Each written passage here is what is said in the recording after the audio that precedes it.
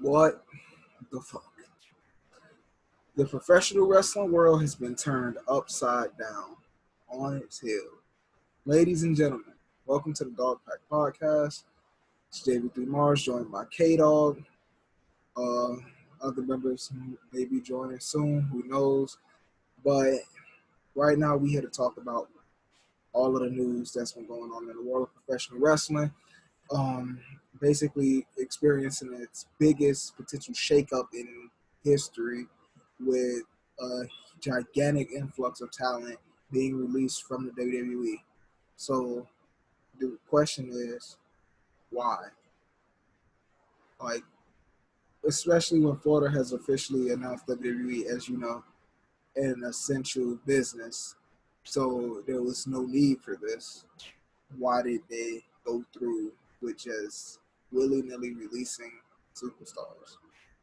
Kev, what you think? To be honest, it's probably because they losing money or something wrong with the stocks. That's how I see it. And then they got too much money with all those contracts. That's what I believe. I mean, there's literally one solution to all of this, bro. All of these guys could have kept their jobs. There's one solution to all of this. Release Brock Lesnar. That's the solution, bro. Like, it's that simple. Release Brock Lesnar, make him sign another type of contract or something. Because that wasn't it. It's just honestly just fucked up. They really that was like a gigantic mistake. Let me pull the. Let me see if I have it up. Like, it's an influx of talent, and some producers that were more so fall off, which means being on a forced leave of absence without pay, essentially, which is might as well have just released them instead. But pull the screen share up, pull up this window. People that have been basically released. We have Drake Maverick, Kurt Hawkins, Carl Anderson, EC3, Leo Rush, Luke Gallows, Shane Helms, Eric Young, Heath Slater. Shane Helms, for those that don't know his real name, is the Hurricane, or Gregory Helms, whichever one you want to call it. But we're not really going to talk about him. He wasn't really doing nothing. Let's talk about talent that shouldn't have been released. For starters, Drake Maverick. The man was on his Twitter and social media crying, like bawling his eyes out, because look what everything he's done for the company.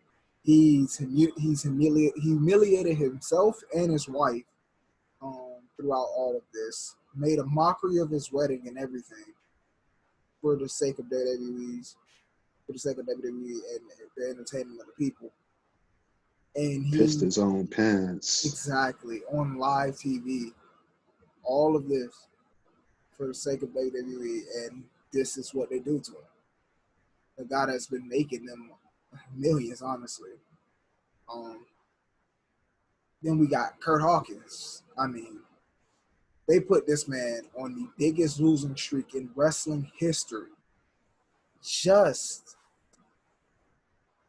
to give him one moment, take that moment away a couple weeks later, do nothing with him, and now he's gone. Now, followed by Carl Anderson and Luke Gallows, two of some of the most shocking out of the whole situation, with 2/3 of VOC. Now the question is, what do we do with AJ Styles? Like, what are we gonna do? What do you think? Like, give your whole opinion on this. The logical thing to do is to pair him with Finn. That's the only thing I could see. Because there's no Exactly. point of putting him back as a baby face. My point exactly. And it's just like there was absolutely no reason for it.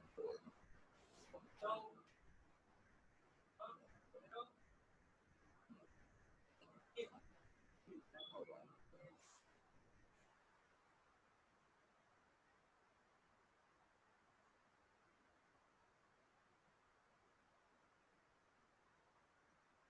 Or sorry for that interruption. But yeah, pairing him with Finn would be the only logical thing to do. But it's just like now you're taking AJ Styles off of out of the main focus and putting him down under in a sense because Finn is busy in NXT UK right now. So it not now it's just on a damn what's happening. You know? Then EC3, as soon as the guy's back from injury, like the moment he's officially been cleared, basically out. But he got better things coming in other places. It was already said, a picture was already taken with the caption of "We got big plans for this guys," and that was EC3 and Chris Jericho in that picture. It was said by Chris Jericho, "We got big things for this guy in the future," and EC3. So interesting to see where he ends up with AEW because that's the so far the only surefire 100% thing that's happening. Leo Rush, the man, it's literally been basically he gave that cruiserweight title a name again upon his return, and you wouldn't think he would be one of the names, especially when they're looking to crown an interim cruiserweight champion. He would look so more of the name that's going to be that person that takes that title and eventually feud with Jordan Devlin over it. But WWE sees differently. So now, in your opinion, where does this put the cruiserweight division? To be honest, I don't think people really pay attention to 205 that much anyways. But since it's basically being showcased on NXT more now, it's time for like guys like, I don't know, probably like the originals, probably like Gallagher or even probably like all that NXT talent down there, they should just like keep it promoted on there and just take away 205 completely. I mean, now that Mike Kanellis is gone, we're going to get to that in a second, but now that Mike Kanellis is gone, this is the perfect opportunity to put that title on Shane Thorne. If I'm not mistaken, I've checked. It was already Shane Thorne. It's not even a night of checking. It was already, he's on 205 Live, so yeah, Shane Thorne can carry that cruiserweight title. Hopefully they make the right move because that's honestly the only logical solution for that because you know damn well Finn doesn't want it. Like that. Then on this half of the list, the most shocking of them all, Heath Slater. The man can't even feed his damn kids no more. Oh. But and people don't know that he's actually been signed with WWE since 2006 and OVW days. Exactly. And he's come a long way for them to waste him, to start a push for him and then waste him immediately. And now this. Now he's released. So it's going to be super interesting to see where Heath Slater ends up. But I can see him like with the right destination, the right people booking. I can see him going somewhere and becoming a monstrous hill. My personal opinion, because that whole I got kids thing making him a comedic act just fucked his whole career up. But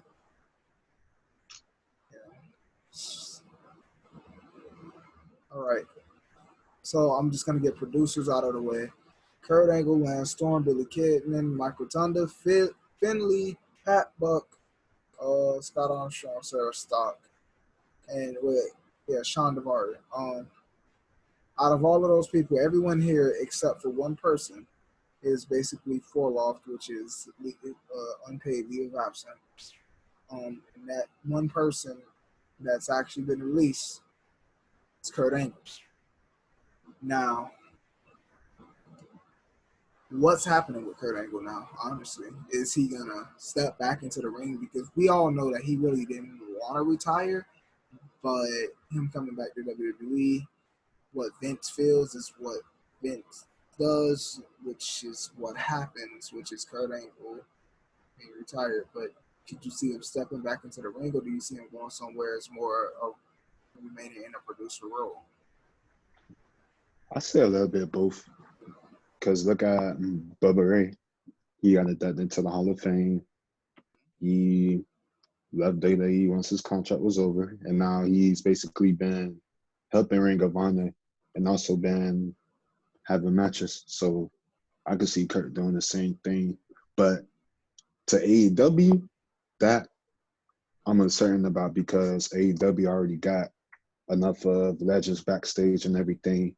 They So even got DDP and Bret Hart, who still actually have connects with WWE, and I yep, believe also on a Legends contract, if I'm not mistaken. yep, yeah, that's gonna be real interesting. Now to wrestlers on this list, there's only one on that side of the list, which is Lance Storm. I mean not Lance Storm, but Aiden English. I'm sorry. He's been doing a lot more just commentary and things lately. Aiden English, as you know, is basically by marriage part of the legendary Guerrero family. So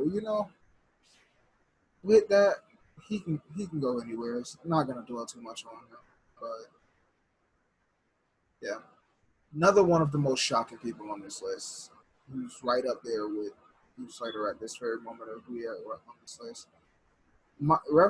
Senior referee, Mike Chioda, who's been wrestling, I mean not wrestling, but refereeing for WWE for God knows how long, was released. Um, yeah, something ridiculous. Another name on this list that's not only shocking because of things that everyone could have sworn things were looking up for this. Everyone saw basically the female Shield storyline forming, but now we have the release of the essential Dean Ambrose of this situation, and that is Sarah Logan, former Riot Squad member, is being released as well. Um, that's gonna bring up a whole interesting thing because now you have Sarah Logan being released. Where does that put the pride, ego, and feelings of Viking Raiders, formerly known as War Machine, better known as War Machine in my opinion? Where does that put them in this whole situation? Do we see them remaining calm and saying, okay, whatever, and continuing to wrestle? Or do we see them making a push to have their contracts released? I don't know, because with them, they got so much potential in the world, and plus, they're on the big stage. They are a tag team that could get pushed, such as like the Yeah. New Day and the Usos. But honestly, like I don't know which is which, but I'm gonna just say Ro, he should be feeling some type of way because It's his look how wife. they just treated Sarah Logan like a true jobber this past Monday. Immediately released her. Hold on. We got Fuego joining in on this. We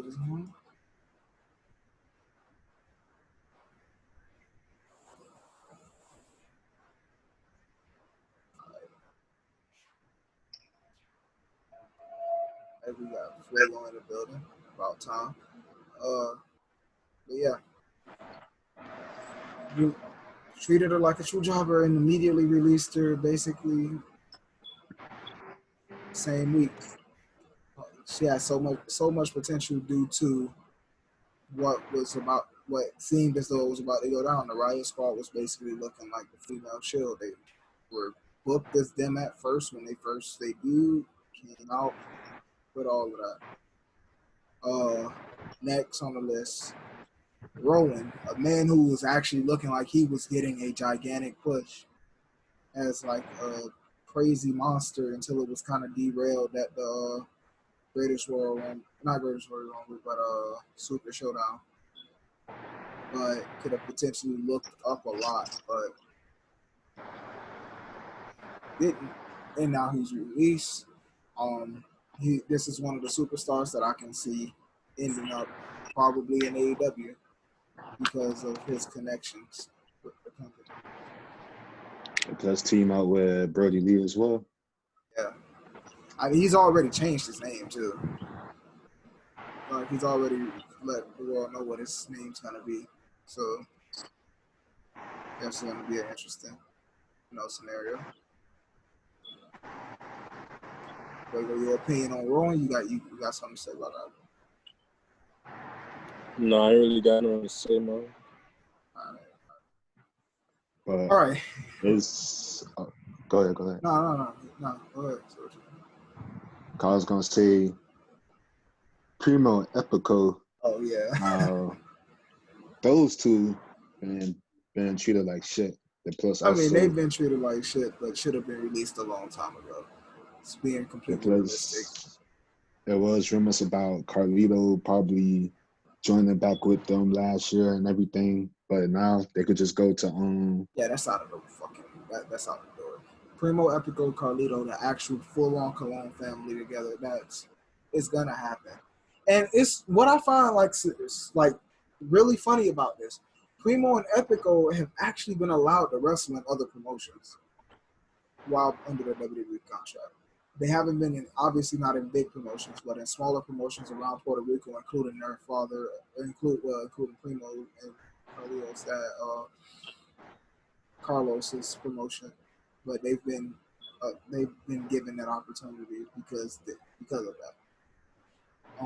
But I hopefully whatever they do next is something big because I can see with the three of them being together, those two plus Carlito being together big things can happen. Mike and Maria Kanellis or the Kanellis Bennetts. Finally, honestly, like I've wanted, like I don't know why honestly, I don't even say this. They finessed WWE. They weren't gonna re-sign them if they knew Maria was pregnant, but they didn't. She didn't say a single word until after that contract was signed. Props to Maria for finessing WWE like that. But do you see them landing back in Ring of Honor or Japan? That partnership is kind of breaking. I don't know, because Mike do say he got a lot in the tank left, but honestly, the way how he been treated over the years, I don't really see him getting like that much of a major push. I don't know. I could see. I mean, finds the right tag team partner. Yeah, that's all I gotta say. As far as Maria, yeah, she's pretty much done. All right, now going down on the list. Now, this takes the cake as the most shocking release.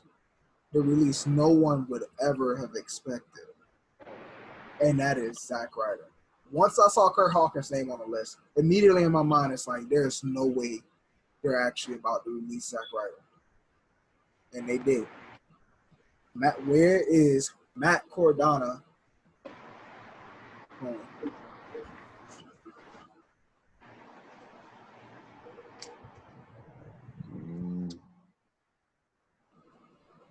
AEW, most likely. I can see this. Him, Kurt Hawkins, they stick together. They sign wherever together. And wherever they go, Matt Cardona and Brian Myers better pop up as, like, when I tell you big time heels, I mean big time heels. Like, there is no way. Like, because I know there's a lot of heel in Zack Ryder. And there's a lot he wants to bring out. But obviously, WWE, being the company it is, won't allow it because they've given him their own mantra of him, their own view on him. But now he's out. So he has freedom to do what he wants. So hopefully they can do this. No Way Jose hasn't done jack shit since being put on the main roster. Honestly, didn't do shit in NXT. Could have been done with him. They could have took that bullshit gimmick they had on him and done something else with him, or they could have took that bullshit gimmick to new heights, but didn't. WWE writer Andrea Lissenberger probably was their best writer, honestly, and they just released her. We're about to know because of how dog shit the storylines get.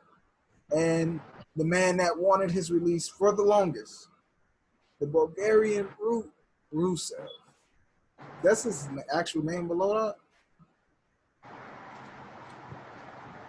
that? No, that's somebody else. Okay. It's another writer, I guess, or something. Or random NXT talent. But anyway. The Bulgarian Rusev. Okay. He's wanted his release for a while. Simple there, him humility, his marriage. Now, this really poses the question of where do you see Rusev? It's kind of obvious that he's going to end up in AEW simply because he's Rusev. He needs to be on. He has to be on the main stage. He has to be on TV. So let's just say he is going to AEW, which is more than likely happening. What is he doing? First off, we gotta discuss the elephant in the room. Somebody said earlier he's average. Yeah. Oh yeah. Rusev better take his ass to TNA Impact. Yeah. You funny, bro. Let's just be realistic, bro. Rusev was held back because he cut his hair. Let's just held back because his finishing move is basic. That's a good fucking joke. That man is like honestly number 3 on most agile big man in WWE.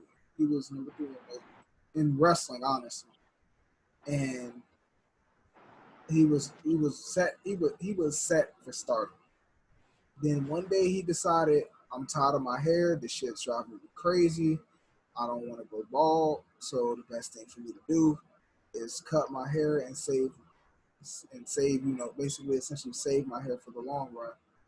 And Vince McMahon, being the dickhead he is, I don't get no hair. You don't look sweaty enough. Essentially is what he said. Took his push and flushed it down the fucking toilet. They flushed it down the toilet so bad they had him feud with his lackey Aiden English. Rusev has big things coming no matter where he goes. And a strong fan base. Exactly. What's that dude's name? Y'all his only 2 fans. What you talking about? The fuck are you talking about? Bitch, Rusev Day trended number 1 worldwide for like 3 months straight. Yeah, probably longer than that. Twitter, nigga, your fake ass Twitter. Bro, you trending worldwide. You funny, bro.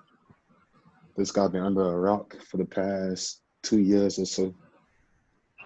Look, 2 man. years, but this man been under a rock. How long Rusev been in the WWE? That's how long you been. I've been under a rock since WrestleMania 31 when he got that beat coming out of Tank. But that was probably one of the best entrances in recent WrestleManias, honestly. But we all know at the end of the day, like besides his finishing move, the finishing move is whatever because he has multiple. He has the accolade, then he has that disgusting super kick to the back of the head, which looked like it'll actually kill somebody. Like there's no denying the talent that Rusev has and what he brings to the table. Coming from someone that came into this country not even being able to really speak English to becoming one of the best people, not only in the ring, but on the mic. So wherever he goes, he's destined. What's that dude's name that just came to AEW and I guess joined the Inner Circle? He's not on the exclusive contract. But you just say Rusev had good mic skills?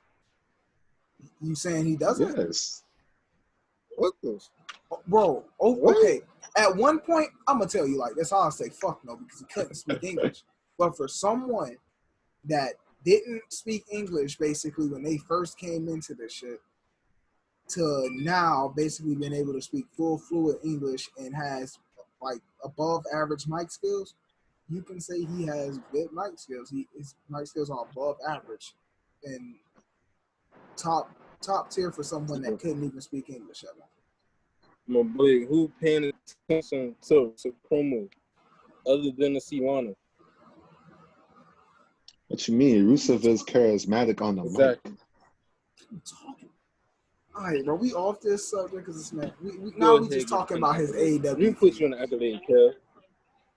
What? Look, man, AEW don't want Rusev, man. Rusev, you better go fight Jay Lethal. Ring of Honor or some shit. All right. I mean, that'll be a good You match. think somebody got time to see? Think somebody got time to see John Mox, basic ass DDT? He's world champion Basic. right now. Basic.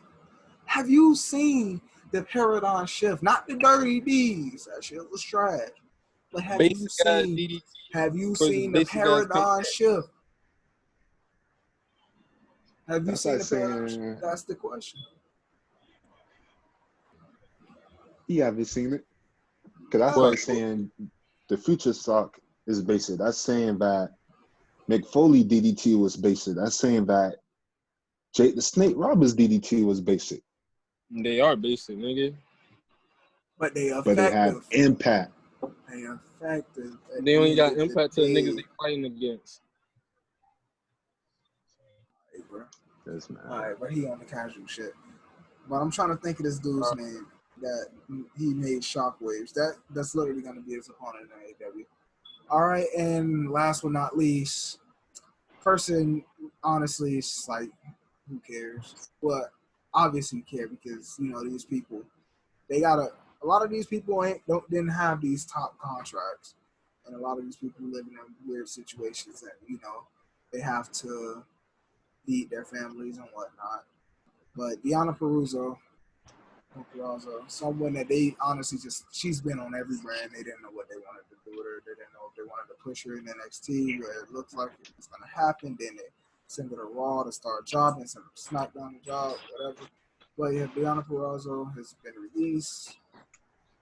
Oh, well, but the fact that all of this happened in times like this, when a lot of these superstars that didn't have these giant contracts needed these jobs, it's crazy.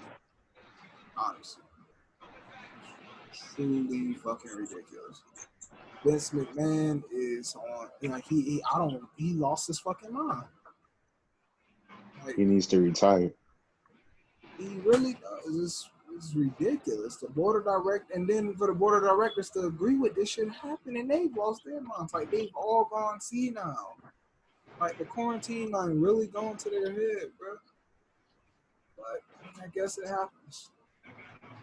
Now let's start talking about other things that's going on, basically right now. Tonight we have on AEW the AEW World Champion, the master of the double underhook, the former lunatic going full psycho. Jon Moxley defended his title against the most basic bitch in the history of professional wrestling, Jay Hager, formerly known as Jack Swagger for this casual. I rather see a gut rich powerbomb than somebody DDT somebody all goddamn day. What you gonna do when you getting tired of DDTing somebody? You kick them in the nuts? All right, bro. I got a serious question. All right, but let's see how you feel about this. All right, you rather somebody have this slow ass wind up finisher or a finisher that can come out of nowhere? Because we know you love Randy Orton, bro. We know you love Randy Orton. You know you love how that RKO strike, that but DDT strikes. Out of nowhere is not exciting, bro. It's only exciting to Kevin. Any finishing move that can strike out of nowhere is exciting, bro. It's just that simple. Nah, man, that's so basic as fuck. How about this? You prefer Sami Zayn beating Daniel Bryan with a bit boot or Mox using his DDT? First of all, it's called the Halula kick. Now he on Malabar, bro. Oh hell no. This man was the main one. I'd rather see somebody get hit with a big boot than a goddamn DDT, man. You get a spike boot in your head. A big boot out of nowhere is more effective than DDT out of nowhere, bro.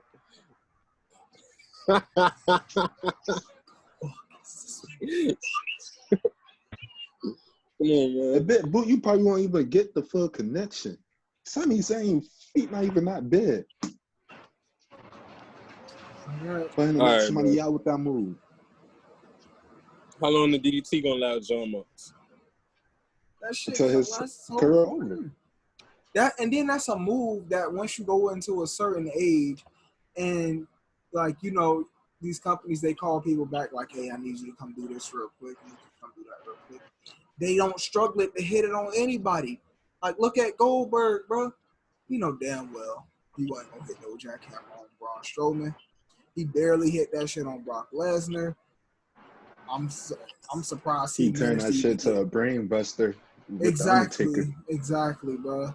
Almost gave him a concussion. I'm surprised he even got Bray off the fucking ground. And you got shit like that DDT that's gonna last him forever, all the way into the end of his career, and after that for his special appearances and everything. That's simple. You gotta look at where a move can take you in the long run. Like, you got this move now, that shit gonna be impactful as fuck. That shit gonna be hella lit. But once you get up in age and they say, damn, we need you to come back to do something, your ass gonna be looking like Razor Ramon and Scott and Kevin Nash, bro. All y'all can do is throw one little strike at somebody. Garbage. I'd rather have that in my arsenal than DDT. All right, bro. I think we're done with this. All right. Man. I think we're done with this, man. All right. That's the goal for tonight's titles match. Mox is retaining. Yep, 100%. Look, man, the DDT is a half-ass pedigree. John Mox DDT is a half-ass pedigree. It's like he trying to go for a pedigree, but you feel me? He don't want to jack nobody's style. So he stole McFoley shit.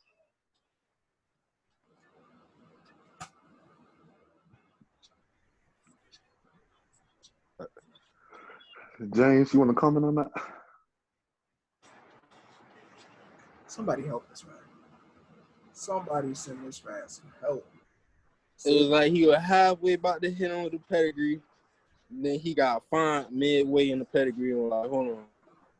And just do DDT. That's why your damn camera lagging. But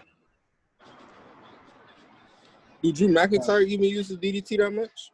Yeah. He does. Is it effective? Yeah. Yes. How many championships he won with DDT in the past 5 years? 2.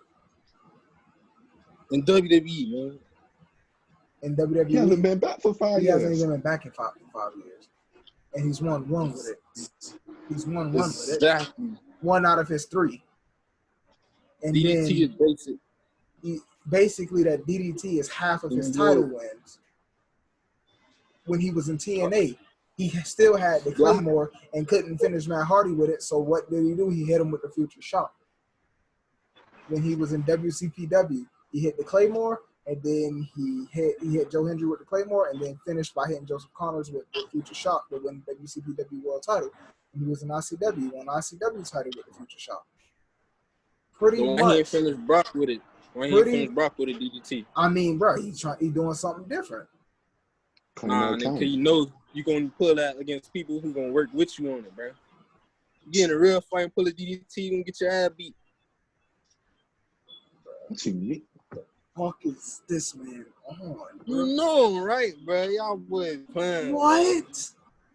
You know him, right, bro? Not at all. Not even close. You could break somebody's neck. If somebody actually had a DDT on you on the concrete, the you break your DDT is fucking neck literally again. the most dangerous move in wrestling. That's literally the reason why they didn't want him using the paradigm shift. It was the most dangerous move in 1960. Look, let me explain something. So in WWE, it was the most dangerous move in 1975. Let me explain something real quick. So in WWE, he did the Dirty Deeds variant, which was real simple double underhook DDT, super protected, right? Now before then when he was on the Indies, and now when he's in AEW and in Japan, he does the paradigm shift, which is a modified version that is more so closer to a double underhook brain buster, which is what WWE didn't want him to do. So he had to adjust. And honestly, it was better that he adjusted with that move than continuing to do that bullshit headlock driver that Bailey does. Because that move is terrible. You gotta look at So you just admitted that even Dean Ambrose knew that DDT shit was garbage. That's why he had to modify, right? I mean, he still got the quick strike version, right? That'd be the quick strike version. But they had that straight up be his full on finisher. But be like that. But it's not garbage. It's effective at the end of the day. He's won championships with it, so. Grand Slam champion. Okay, get your face out of the camera.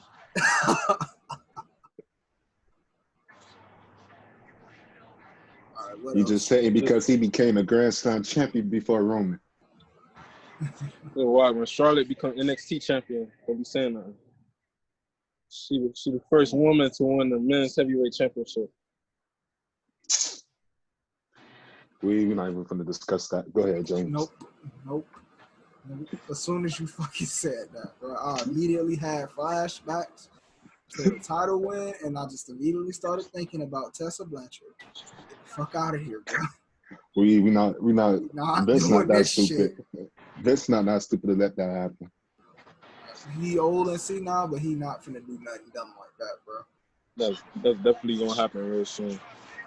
Bro, even you don't want to see that shit happen, bro. But in all honesty, if they do decide to let a women's wrestler compete for the men's title, who would y'all like to see? I mean, we would want to see anybody, but we 100% know it's gonna be Charlotte because that's the only woman they're pushing like that. The only other woman that they will even come close to pushing like that is Nia Jax. Those are the only two that I can see them having to do that. I mean, I like to see like Charlotte, probably Shayna compete for it. I can see Shayna. Okay, I can see Shayna, maybe even Ronda. I mean, okay, hold on. Let's take a pause on this real quick. So, what do we think about this situation? Do we think this shit's a work, or do we think it's like legit?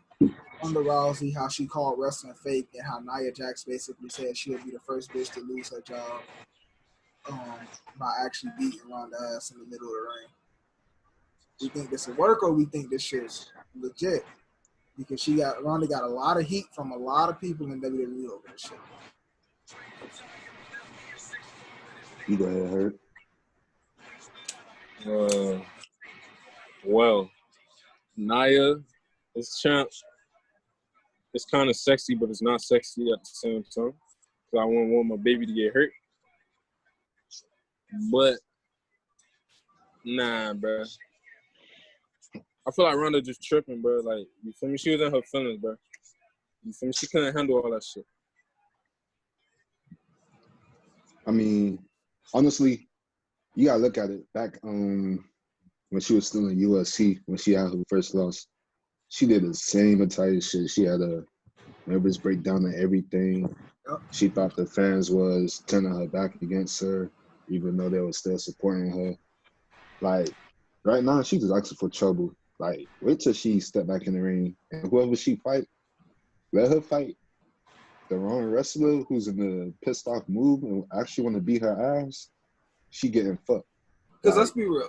Shayna is honestly, Shayna's the one from the jump that Shayna and Marina from the jump are the two that actually believed in wrestling and actually wanted wrestling to be a thing.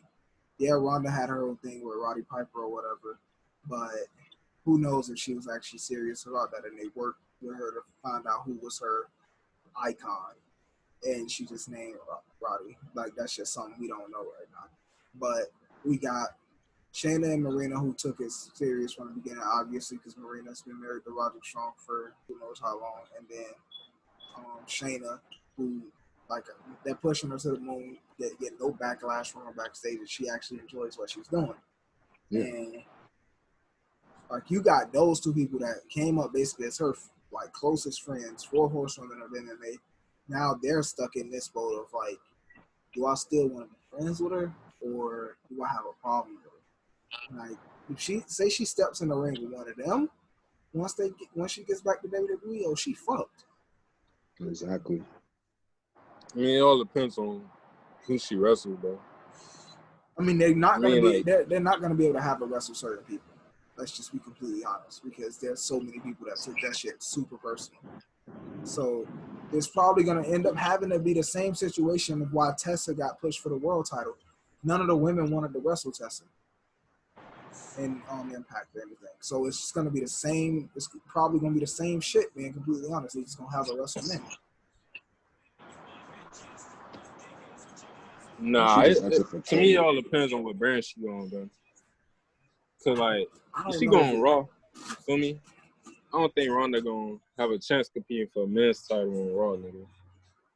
I mean, yeah. I mean, I'm not saying that. I'm just saying in general, regardless of the fact, when she comes back to WWE, I don't think that they're gonna even allow her to wrestle women because they know how everybody else feels about the shit that she said. And a lot of the backlash that's been given towards it, like the shit that Nia straight up said and all these other people said. So I don't think that they're going to allow her to wrestle women. They're just going to have her wrestle men for the time being. And as far as winning the championship, it's not going to be a world title. It's more than likely going to be a mid-card title. Probably going to go to SmackDown and take the Intercontinental title from Sami Zayn. That would be hilarious. She just need to retire for good. Yeah, she fucked up, bro. And then it's the fact that she got exposed for actually having that glass jaw and shit. So, like, Ronda is in a lot of fucking hot water, bro. Like, and especially for a lot of Roddy Piper fans, like that's definitely like crossing the line too to say wrestling is fake and then talk about Roddy Piper whole speech. Idol. Yeah. But she's one of those delusional motherfuckers that can't take losing. That they have to come up with something to say on why they lost. Shit like that. It's so ridiculous. Because even when Kurt Angle first started, his first demand with Vince, he don't want to lose. And as soon as Angle had his first loss, he realized like he's okay with it. Like he see the value of losing. It's part of the business. You gotta realize like where it's gonna take where losing actually gonna take you. Because honestly, in wrestling, losing takes you way further than winning does. And that's just being completely honest. Because if you can show that you, Hawkins. I mean, bro, I don't even think that was even a point, bro. Like Kurt Hawkins was never pushed in the first place in his first run, but I'm talking about for somebody that actually, looks up, because no matter, like Kurt Hawkins couldn't even push himself like in his own company. Like he didn't even he never pushed himself in WrestlePro or none of that. So I mean, I highly doubted he was gonna care about being pushed to WWE. Actually, because he did an interview, and I remember I was reading it. He said that it was a point that they banned wanting to end the losing streak, but he told them no, let him keep like building it up to make it more meaningful once he get his actual win. Because I mean, it'd be like that's just how it be. I mean, it eventually did pay off in a sense, but immediately got taken away. But that's just how WWE rolls. But eventually, like I said, if you don't lose, you're not gonna get nowhere. Because Kofi Kingston, he kicked off his career, Intercontinental Champion, then that tag team title run with CM Punk. Then he's started losing a little more consistently. He lost that feud with Randy Orton. He was losing. Then he eventually paid off even more because he sat back, went into the tag division, but before that he became multiple-time Intercontinental Champion, multiple-time United States Champion. Then got into the New Day and started breaking all type of tag team wrestling records. As far as himself, he's literally the most decorated tag team wrestler in the history of the business. So, like, losing and not becoming WWE champion at that time eventually paid off to him overall with his success, and eventually that WWE championship came to him. It was a lackluster run ever since, but at least it happened. So losing pays off in the long run. Like John Cena, 16-time world champion. He had to lose the title 15 times. Well, he lost it 16 times, but before becoming 16-time champion, he had to lose it 15 times. Ric Flair had to lose it 15 times before becoming 16. It's just that. It's just that simple. So, like for Ronda Rousey being that person that's like, I don't want to lose. I'm gonna talk down on wrestling and call it fake because I lost my title and people are talking about it, trying to figure out when I'm gonna return. I'm just gonna say wrestling is fake. Make it look bad, like you giving yourself a bad image, and for you being somebody that's saying, "Oh, Roddy Piper was my hero" or something like that. Now, she's not even in hot water, bro. She's in boiling water. For that. She just better hope that Travis Brown don't step in on this shit. Because if he does, he gonna take off one of the wrong wrestlers. Bro, nobody ain't got no time for Travis, bro. That man, he only with Ronda for the money, bro. I don't care what you say. He with Ronda for the money. Oh man, she better watch out for the queen. That's all I mean. She better not catch her in Orlando. This man, you on the court, Jester. What's up with you? Yeah, you and this fake psychopath. when the inner circle jumped that boy tonight, don't say nothing. This man. Jericho got to worry about Matt Hardy. Exactly. Matt Hardy, the real lunatic too, right? Matt Hardy, the real lunatic. After somebody slaps some sense into John Mox, he's gonna turn into the Butler. I mean, John Moxley has had that lunatic style gimmick way longer than Matt Hardy has even thought of having it. So, John Moxley been a lunatic since CZW days, since his one-off appearance in TNA and WWE and stuff, pink hair days. Pink hair. So yeah, he a real lunatic, real psychopath. But all I know is, I hope Sarah Logan pop up in AEW because they will. I know they're gonna push her. I know they're gonna push her. They have to. They need her. That women's division. Trash. Bro, look at Britt Baker, bro. And then they got these nonsense T-shirts, bro. Like Britt Baker had that. Like they literally forced them. They forced that moment. That wasn't real blood. They had her look into the camera with her bloody nose and everything, and the very next day it was on the T-shirt. But I mean, wait,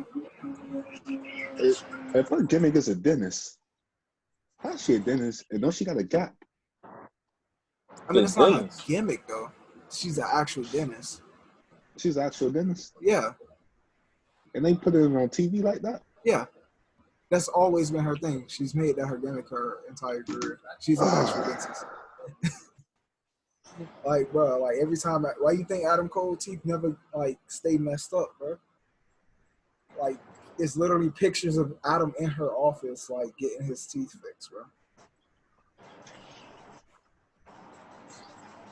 I guess. I'm surprised you didn't know she was an actual dentist, bro. I thought she was a doctor, but I didn't know she was a dentist.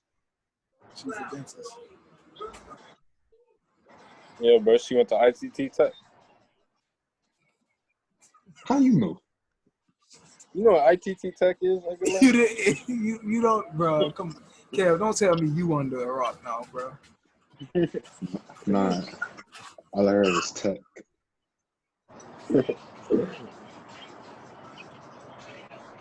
All right, so going back with AEW. Okay. The TNT tournament. So, what are they gonna do? They having just one match tonight or two matches for the match? I think they're doing one match a week,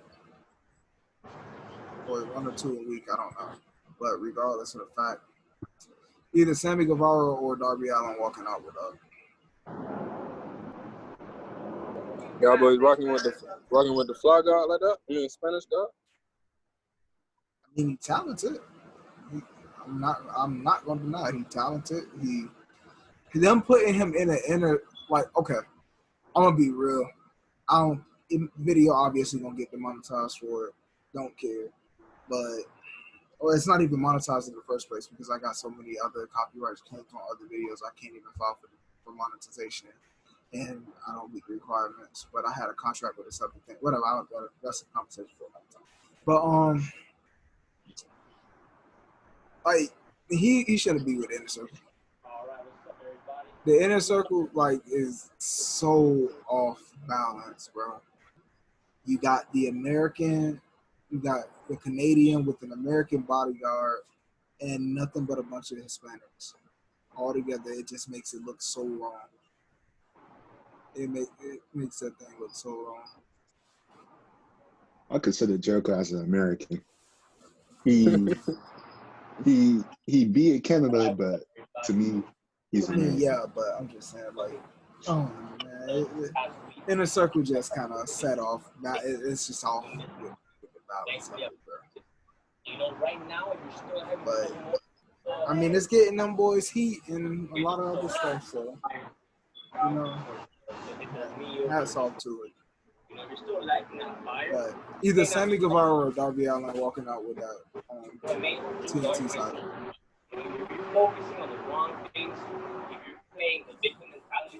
Any other objections? Any thoughts about it? Man, in a circle. Like you said, them extra Hispanics. What's up with that? I never seen them boys wrestle there. You never seen Santana and Ortiz wrestle? Nah, like when I started watching AEW, like when the circle was already established. I mean, bro, I guess go back to like I don't know, a year ago in Impact, bro. Just go on YouTube, look at a year ago in Impact when them boys came out and basically took the LAX name to a whole new level. I'll give you a match to watch. The original LAX versus them. Yeah. It's a cinematic match, so it's one of the cinematic matches, but it was fun. They came out there, they did it. Yeah. Anything else? Yeah, what? Say that again? What match you said? LAX versus LAX. Originals versus new ones.